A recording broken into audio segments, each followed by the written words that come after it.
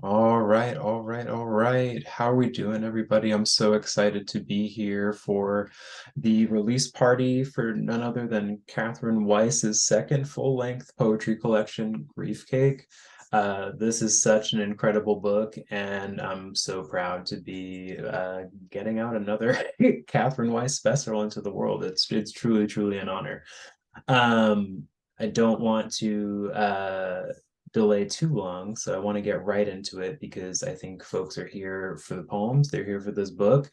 So I'm going to bring up Catherine right now. I'll give you a little bit of an intro and then we'll get this going. How does that sound? Sounds good. Cool. All right. So Catherine Weiss is a poet and artist from Maine. Their poetry has been published in Tinderbox, Up the Staircase, Fugue, Perhappened, Birdcoat, Bodega, Counterclock, uh, Petrichor, Had, and Flypaper Lit. Catherine is the artist behind the collaborative poetry chapbook / card deck I Wish I Wasn't Royalty, Game Over Books 2020. They are also the author of chapbook length poems Forever, Gingerbug Press 2021. Full-length poetry collection Wolf Girls versus Horse Girls, Game Over Books 2021, and Griefcake, Game Over Books 2023, which we're here to celebrate today. You can find out more at catherineweiss.com. And I'm going to give it over to Catherine right now. All right, let's do it. Thank you, MJ. So I have this. It's full of poems. I'm not going to banter too much because there's too many poems and they're ready. They're waiting. So I'm just going to get into it. Thank you so much for being here on this February evening or afternoon, depending on where you're tuning in from. This book starts with a poem called Palinode from the Future. And a palinode, for anyone who doesn't know, is a form of poetry that's like a retraction. So it's taking back something that was said in a previous work. Everywhere, a listening device. I am flexible. A rubber band wrapped several times around a bluing index finger.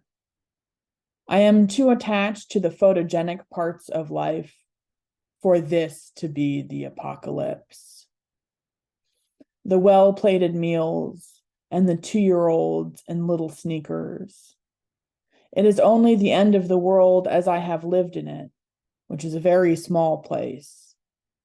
There are the woods behind my house, a cinema, restaurants in a couple towns, 2 libraries, several dozen people I have met and loved. The future will cut these tethers of mine one by one until living is strange and intolerable. It will invent errands I won't know how to complete, but we will not be made extinct. We will invent new types of devices, and I will be there with you to exclaim, I love this, simply could not live without it. Thank you.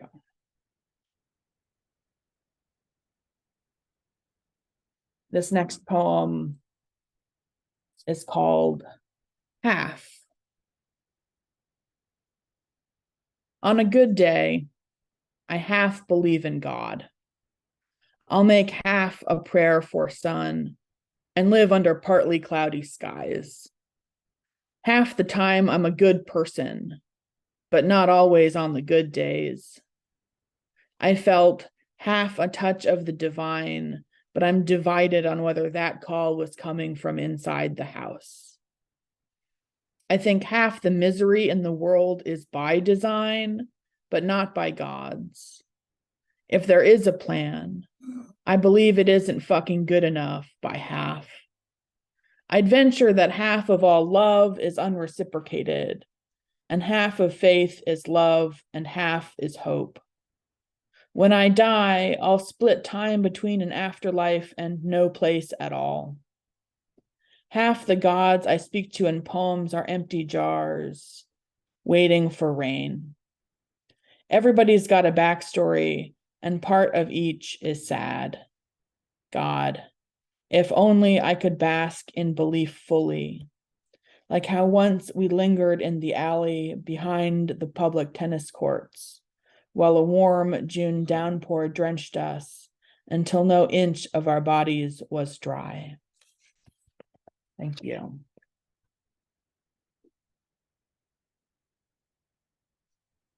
So, next poem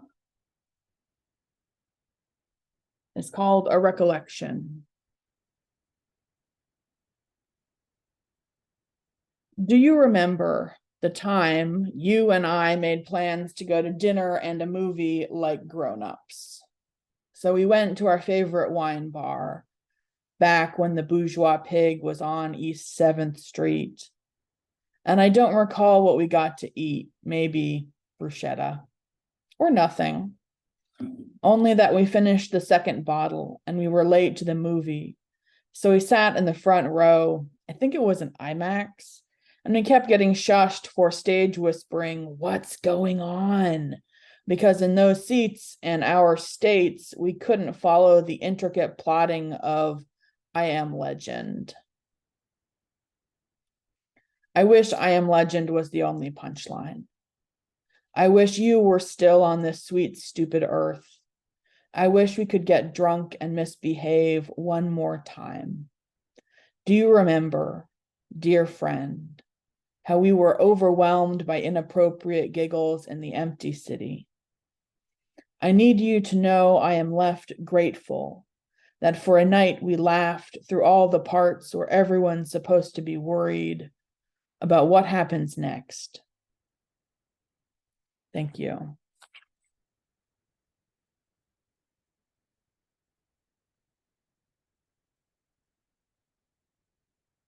This one is called Turning on the Winter Olympics After a Loss. To the TV, I mutter, I just want to see one of these guys eat it. And the competitor, currently landing a complex combo of spins and twists, immediately crumples his body against the hard-packed slope, out of running for a medal. I didn't do this to him, but I did put it on the table. I'm rooting for the Swede who enthusiastically barks at the cameraman like a seal. He eventually gets bronze. An American snags silver. The men's free ski big air Olympic gold goes to Norway's Birk Ruud. These are X Games guys, Olympians who look like burnouts. I like everything about this. The rough sound of skis and snow, and then the silence as a human soars through the air. I think there should be more sports where people fly. Consider how strong your legs must be to land without crashing every time. Consider getting up after you fail as the world watches. And what kind of person does it take to try big air for the first time? To look up at the sky, at God, and say, no worries, man. I'm coming to you. Thank you.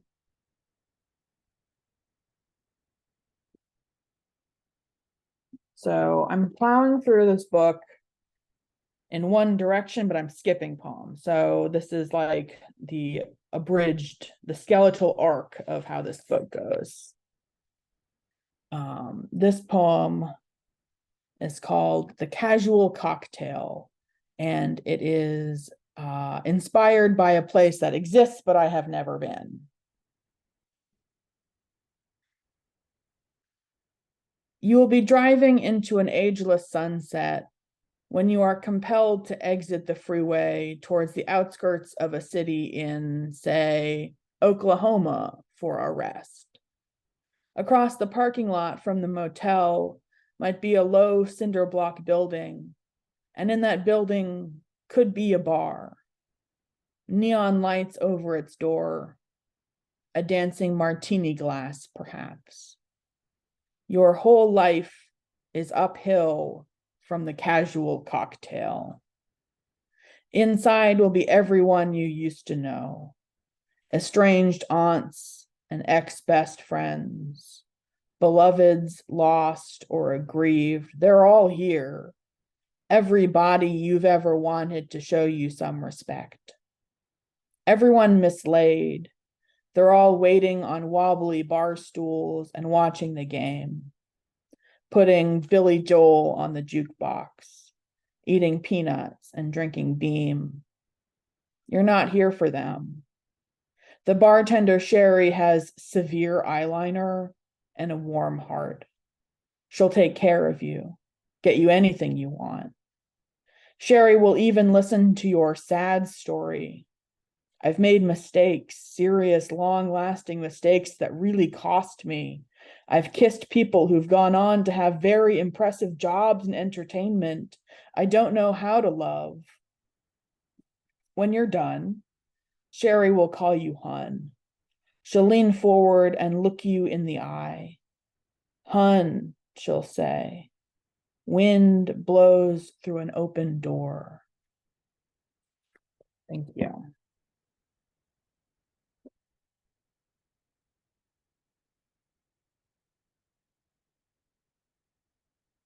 This poem is called Ekphrasis of Image 0858, a selfie from 2004.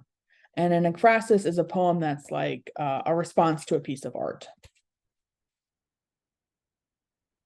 Nothing looks as desperate as a teen girl's confident gaze. Or maybe I think this because I am too well acquainted with the artist. It's not my all-time favorite shot, those ill-tended eyebrows, but the light was good and golden. That year she learned how to be young, desired, desiring, radiant, and plain. A body and a person for the first time cohabitating. Is she beautiful or merely thin? What difference does it make? Still, I want what she has. A puka shell necklace. And what? So much good to discover. She doesn't yet know about secrets. How you don't have to keep them. Thank you.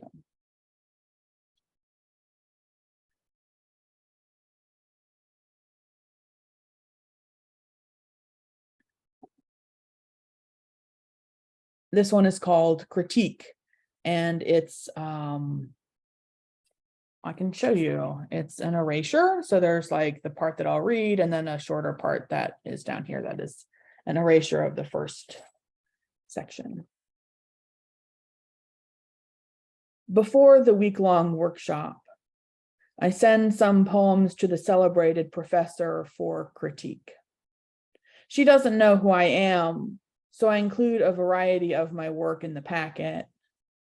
She returns them with their guts cut out, most lines slashed, endings and beginnings disappeared in a deed of violent reimagining. On the call, I act deferential, thank her for what is surely helpful. A no poem must be better than a bad one, after all. Before we're done, she says one is ready to publish, the one with the rape. Yeah, my pain is ready for the big time. Look, I get it. The poem is good, as good as the rest of them. I wonder, what do you feel in your body when I swim in this particular river of anguish? And the erasure is, am I the most violent act done to my body? Thank you. Next poem is called The Mushroom Soup Fantasy.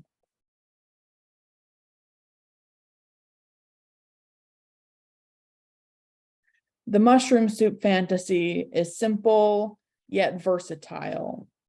It begins like this. Picture a Pyrex measuring cup, standard size, full of pleasantly warm cream of mushroom soup. Campbell's from concentrate, the kind with little globules. Then picture pouring slowly onto a loved one. Picture the mushroom soup in your spouse's hair. Then go further. Picture mushroom soup in the breast pocket of your father's dress shirt. Mushroom soup on your bewildered cat. Mushroom soup in your winter boots. Mushroom soup in the cup holders of your car. Mushroom soup on your mother's clean bed sheets. Mushroom soup poured down the neck of your best friend's shirt collar. Mushroom soup is not a punishment. Mushroom soup is value neutral. Become more extravagant with your imaginings, more complex. A booger of mushroom in your morning coffee. A jacuzzi of mushroom soup with the jets turned on. A water slide of mushroom soup. Children cascading down in spiraled ecstasy. I go to the mushroom soup fantasy when I start to think about the meaninglessness of life or counting my embarrassments. Lying in bed, I have begun to redirect to mushroom soup. This is not a failure, I tell myself unconvincingly. The mushroom soup fantasy is about chaos, but also control. It's about finding humor in my bleak conception of the world, and also pouring soup on my dog's stupid little head. Mushroom soup in a champagne flute. Mushroom soup in a shampoo bottle. Mushroom soup ice cream melting fast on a hot summer's day. Mushroom soup poured generously over a tall stack of pancakes. Mushroom soup on your laptop keyboard, the opposite of a waffle iron. Soup in your cupped hands, splashing your face in slow motion, like a Neutrogena commercial. Thank you. All right. Next poem is called Mankind versus Undertaker, WWF 1998. And this is a poem. I'm now into professional wrestling because my spouse is into professional wrestling, and that osmosis just happens sort of naturally. So it squirmed its way into this book. In a couple of poems. So I'm reading one or two of those poems tonight. I need to describe what it's like in my body when I watch the Undertaker fling Mankind off the top of the cage through a table 16 feet below. It's a zero gravity free-for-all in my stomach. Barbed wire butterflies. Something uptight in me is shattering. Have you ever seen a demolition derby from the front row? Watched a beat to shit junker crumple against a concrete barricade? That's what watching Mankind is like. It's visceral on a cellular level. Only his legs are visible, poking through the debris. He is motionless for a long time, long enough to make you wonder. But he gets up. Some wrestlers are famous because they are good at flipping, good at kicking and hitting. Some, I suspect, are great because they make others look strong. I am new to pro wrestling fandom. I don't know much about Mankind. His name is Mick Foley. People say he's a genuine guy, a family man, totally committed to sacrificing his body for the show. There is something holy about watching this man lose. He is dropped onto thumbtacks, smashed with a folding chair, bleeding and gap-toothed for the god of spectacle. I respect that. Whereas The Undertaker is barely a factor in this match. He's winning, but anybody big can stomp around in boots. It takes someone special to do what Mankind is doing. Is this what Christians feel like? Am I allowed to ask that? All his suffering, it's for my benefit. I think that's a tooth stuck in his nose. I intended to write a poem about how pro wrestling is like love. It feels cheap to make the case, to mention sometimes the holds appear intimate or whatever. These are bodies at their limits.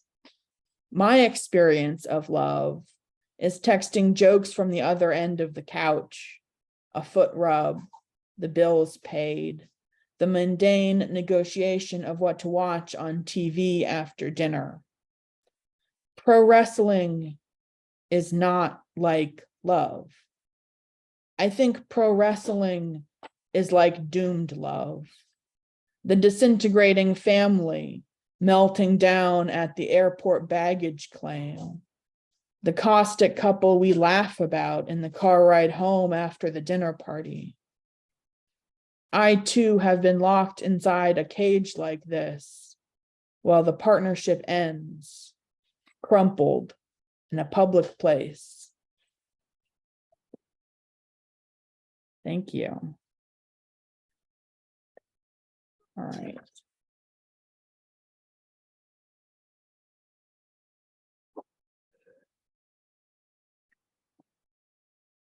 This poem is called Our Future. My hands are too dirty to play with the baby at the party. I've touched all kinds of high traffic surfaces recently. Door handles, countertops. This morning I put a finger in my armpit and I suspect it remains smelly. So no, I can't touch a baby who will probably grow up with ash in his lungs. There is trouble brewing under Yellowstone, drought in Massachusetts, floods in Pakistan all over the news. I put a deposit on a lapdog. What kind of person fears the world is finished and still insists on having toast? Thank you.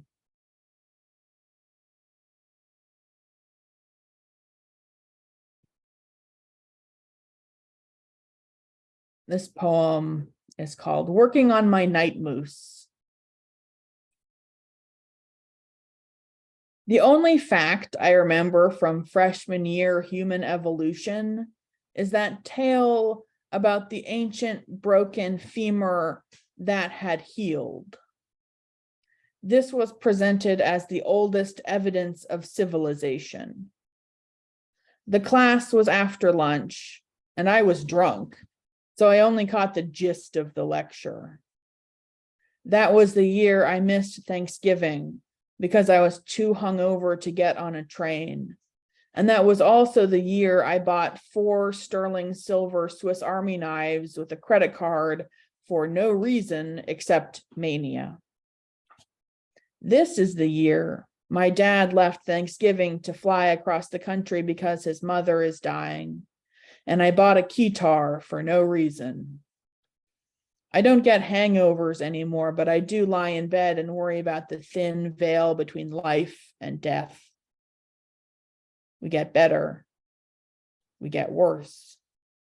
Last night, I dreamed a giant moose with shimmering rainbow antlers walked out of the ocean. My husband sings, "Working on my night moose," when Bob Seger comes on the radio. I want to keep working on my night moose. I want to live long enough to mend. Thank you. All right.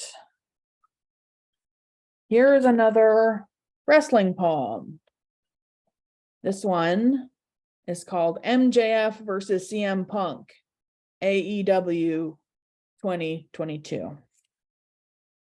And I need more water because I'm becoming hacky. Is that disgusting? Yes. Let's move back to poems. When I interrupt Nico halfway through the match to ask how to work the air fryer because I want to defrost a bagel, I know I'm stirring shit up. I don't know, he says. Yes, you do. I know because you did it 2 days ago, I say. Why are you asking me during the main event? He says. There's 35 minutes left, I say. We perform a conflict with slight but real exasperation. There are only so many days in a row one can be gentle with a spouse without going a little crazy. MJF punched CM Punk in the head and ended the match because it was 9:59 p.m. and the broadcast was over at 10. This was structurally required of the form. Call it what you want, dance or fight or theater or performance art. It's a predetermined outcome, a fixed match. Nico likes to vape weed and fall asleep on the couch with the TV on. I like to stare into my laptop screen with Spotify going. We both like snacks after dinner. Tonight I had a bagel with lox, which in the end Nico did toast for me. How much space does a marriage need? What would you measure in? Feet, acres, minutes, years. When I get tired, I will wake him up. Nico will turn out the lights and gather the dogs. We will go up to our bed together, as ever, performing our routines. Thank you.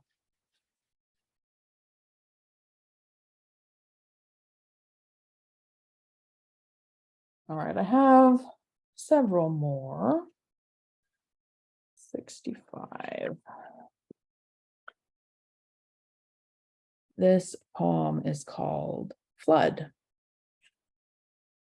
I would prefer not to explain the adult diapers that I ordered online. I would prefer you didn't think about me the way you must be thinking about my body. I would prefer not to know how the blood clots quiver like miniature organs, like the liver or spleen of a cat. This flood won't be contained by ordinary pads or towel after towel after towel, week after week after week.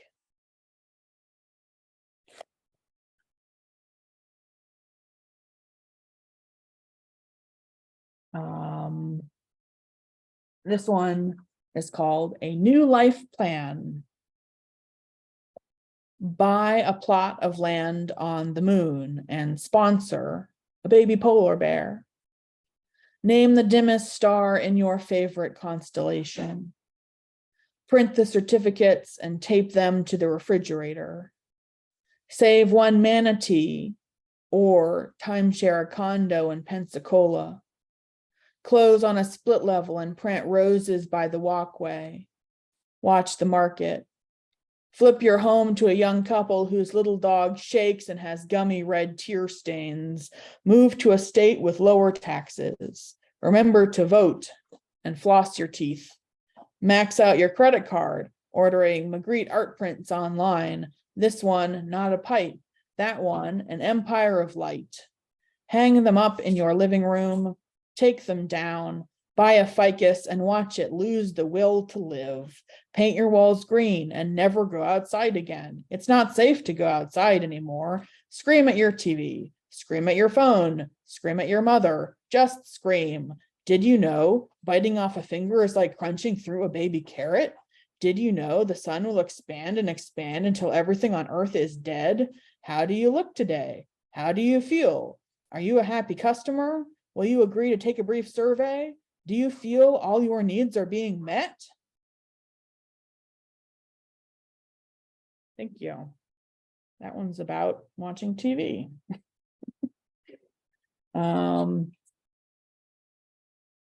This one is called A Metaphor for My Poems, and it has an epigraph. It has a little quote. I'm the kind of man who likes to know who's buying their drinks. Jack Torrance, The Shining, 1980.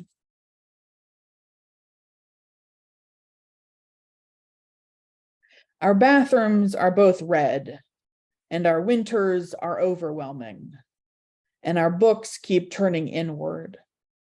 And it's not about addiction, but mostly it's the blood on the sheets and the pale tile floor.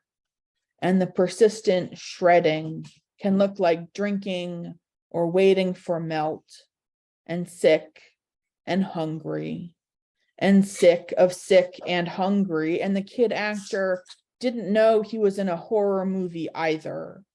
And there's a menace to the geometries in the carpet, and a lullaby to locked doors.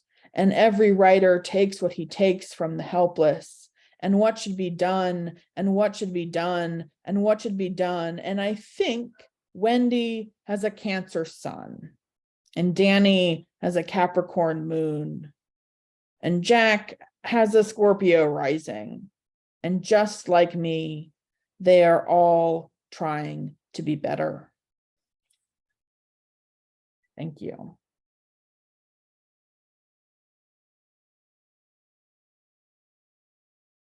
This one is called Endometrial Ablation.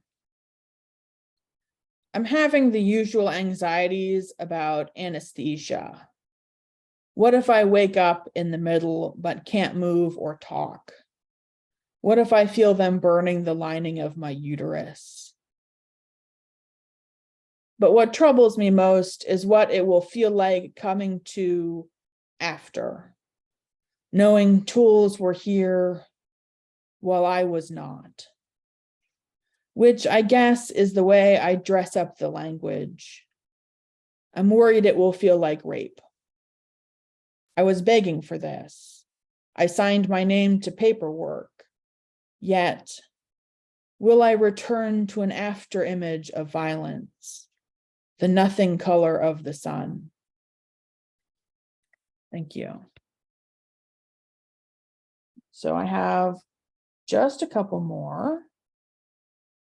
3 more, if that feels good.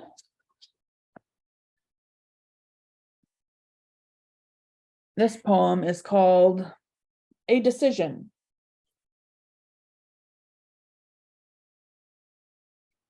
I plan to sprawl on the messy bed of time, shoes on, eating the crumbliest of granola bars.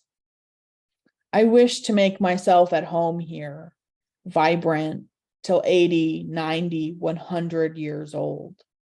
I must expect this of myself, to live long and exhaustingly.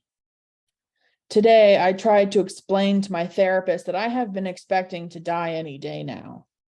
Something to do with the climate or war, the phrase death fat, maybe, or how car accidents happen every day. Yet rudely, I am still alive, which leads me to conclude I must prepare for more of the same. I will not be wrapping this shit up in a blue satin bow. I will not be wisely ready, and though death might still tag me, I won't be disposing of the vibrator in the nightstand prematurely, nor writing down the password for my laptop someplace convenient. You aren't going to find an answer, just questions. The bell of me, still ringing.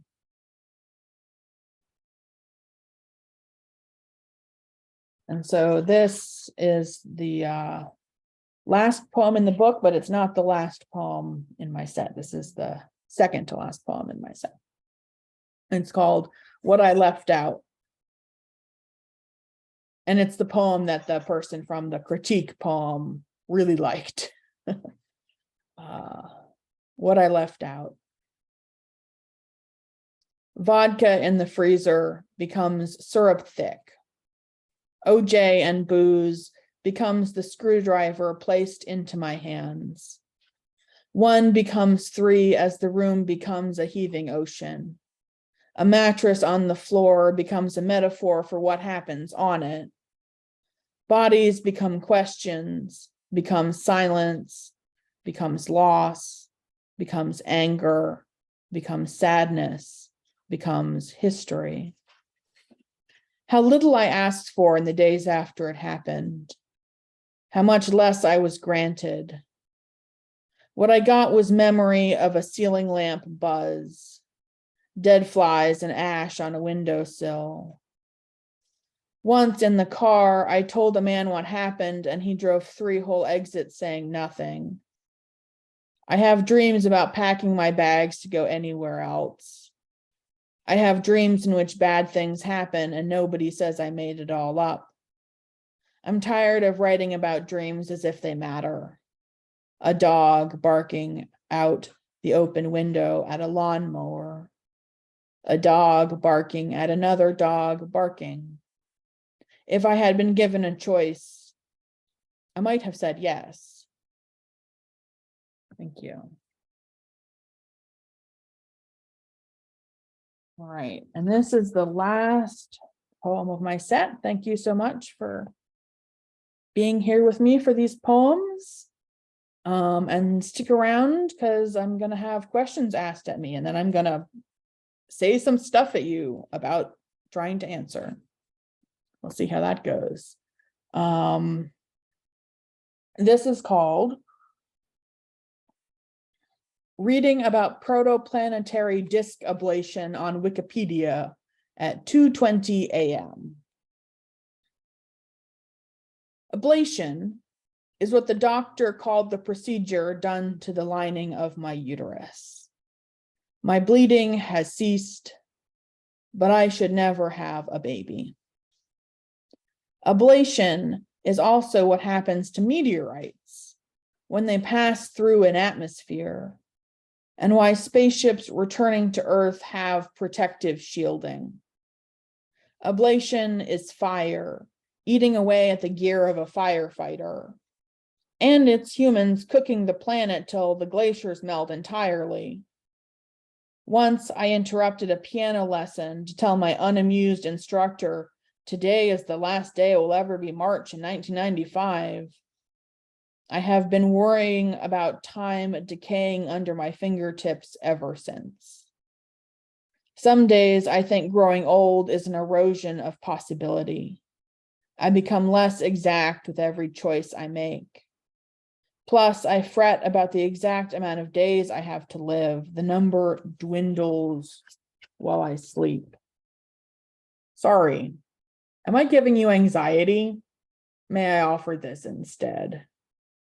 In a process of ablation, cast off material from our newborn sun became a circumstellar disk, which then, in turn, became planetesimals, then larger protoplanets, and finally full-blown planets, on one of which life began and survived in a billion years of miracles, till you, too, grew. Thank you.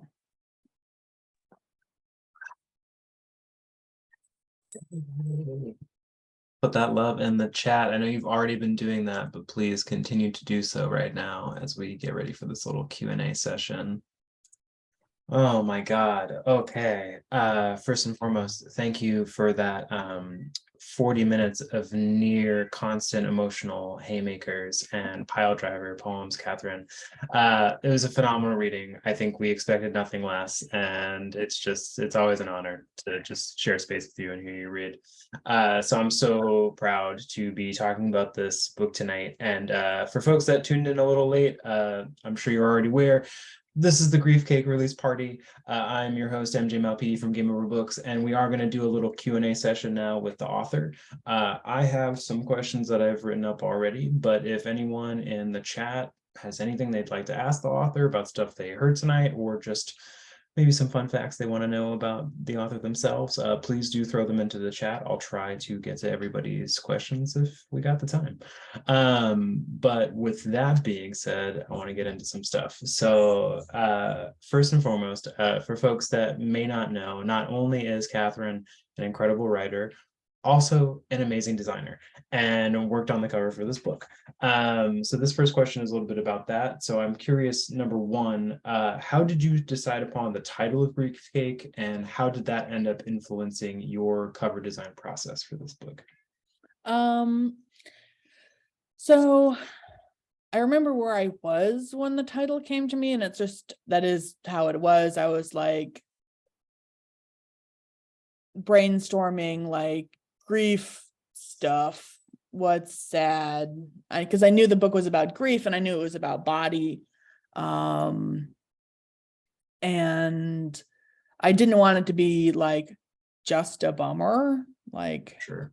grief sucks. I don't know, that could have been a title, but GRIEFCAKE came to me, and if someone suggested it and I was like yes, it was probably my mom, and I'm forgetting that it was her, but it's possible that this is a mom title.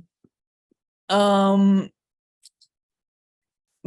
the cover is the absence of cake and the absence of a title.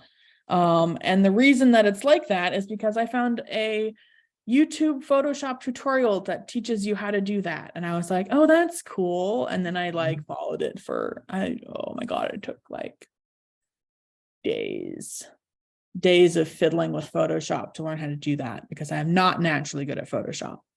But that's where the cover came from, a combination of sitting on my porch, brainstorming, and then fiddling on my computer.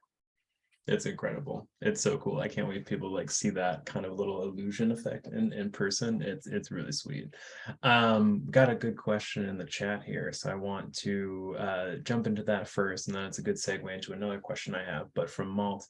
Catherine, if you were a wrestling move, which one would it be? Oh,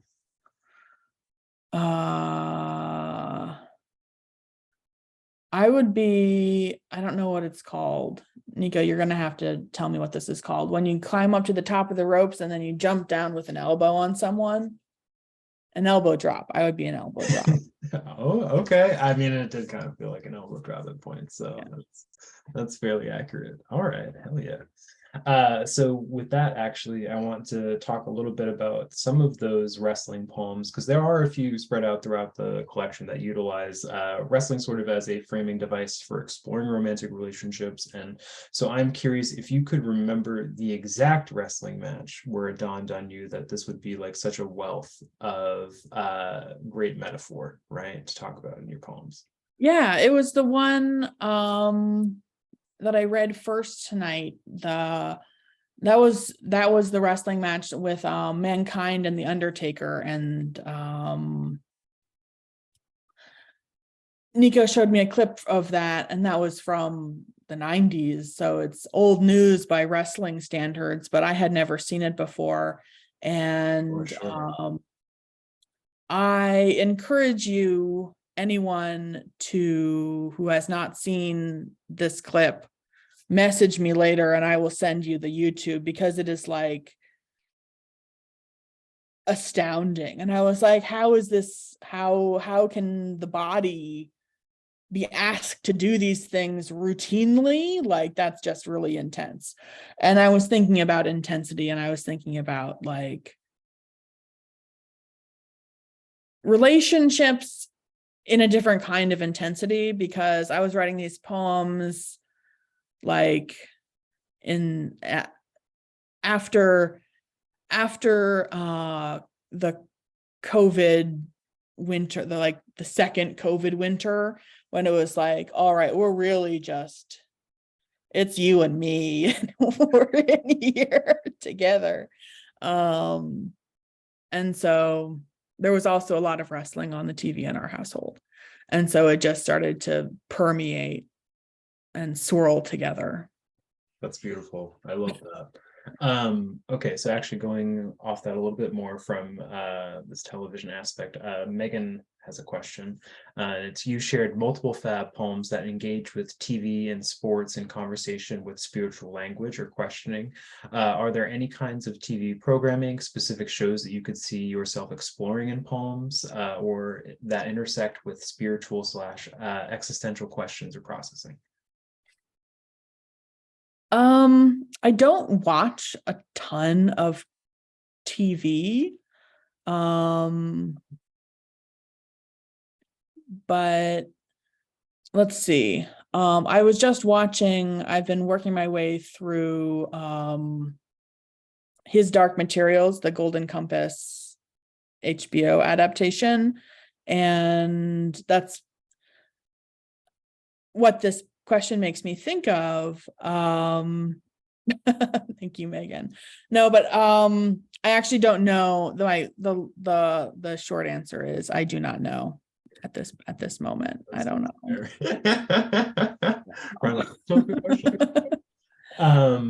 So I want to talk a little bit about the poem Critique, which you did read tonight. I was glad you read that one tonight.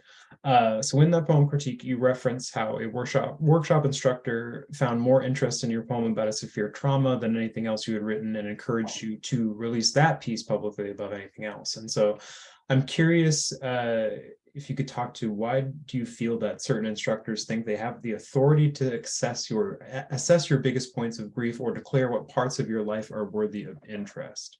And do you find that workshops, especially ones in I think like a grad school setting, are sometimes more trapping you in grief rather than helping you? So first, I haven't been in that many workshops, and so I can't speak to that necessarily, but I do know my experience has been mostly with slam and having mentors and getting information about slam. And this also applies to workshop leaders and other mentors as well. But I know that when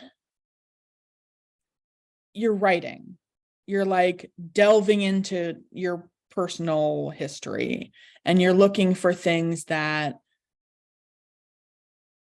are finding you. A lot of the times I don't choose what I'm writing about necessarily. It's the thing that needs to come out is kind of sitting there on top, and I can try to write about, well, whatever, but it's shortly gonna show up as whatever it needs to be written about. So that being said, if you're constantly rewarded for a certain kind of exposure, then it can be really hard to say, you know what, it hurts too much to write this poem because everybody's clapping and the workshop leader is like, this is your best poem. And you're like, okay, I know it makes you feel things, but it's all wrapped up in when we talk about, is something good? Sometimes it's does this make you have feelings? Does this make you cry? Does this make you laugh? And it's really hard to be it's literally impossible to be well, this made me cry because the story versus this made me cry because the language is really good. Those two things in a poem, it's just the poem, and those things are inextricable. And so that poem was trying to parse, the erasure poem was trying to parse I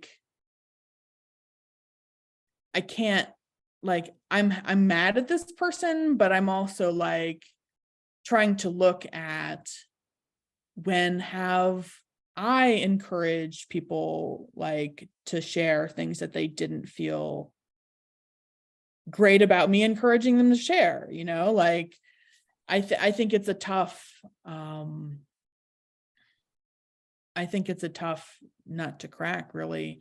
And a lot of times you share, and the only reason you know that you shouldn't have is because afterwards you feel like shit. No, it's the truth. And sometimes you feel great and you're like, that was really cathartic. So it's been trial and error, and extending other people grace is the kind of best practice because we're all just figuring it out. No, I completely agree. I just like that poem in particular fascinated me because like I've gone through different circles, I've gone through academia, but there always just seems to be these different, not everyone, but like specific mentors who are like, yes, you have to like grapple with your trauma because that's like where your brilliance is. And it's like, no, I think I can write about cats if I want to, you know, because like that's what I need, and that can still be a genuinely good poem. But I've felt that too, where it's like someone's like, no, this is weight. And I'm like, I think I'm getting also, stuck here. yeah, I think also like a poem about cats is never just a poem about cats. Like Fair. you're the person writing the poem and you have the experiences that you have had, and it would be really hard not to let that, if you're like openly like trying to write your best poem about cats, like it would be really hard not to let authenticity kind of like creep its way in there. Absolutely. That's so true.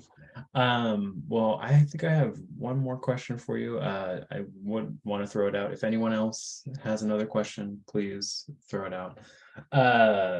So I want to end on the mushroom soup fantasy tonight. So thinking of that particular poem, I would love if you could talk a little bit more about why finding absurdity in the mundane is so important to you, and how does holding on to a pocket of controlled chaos help you filter through this often bleak world? I just don't know any other way to do it. Yeah. Like if you, yeah, I'm gonna have a short answer to that one because like if anyone's figured out a way, I mean, honestly, it's like if I had a stronger relationship to belief and faith, and like less, not stronger, but just like if I had some sort of like, if I felt like my footing there was really strong, I think I would have like maybe some kind of alternative to just like laughing. But I think no, it's probably you got to laugh at anything, everything, regardless. And yeah, thank you for that question. And I don't have a lot to say other No, than it's okay. No, I think that other perfectly than just like fine it's answer. the thing that I found that works.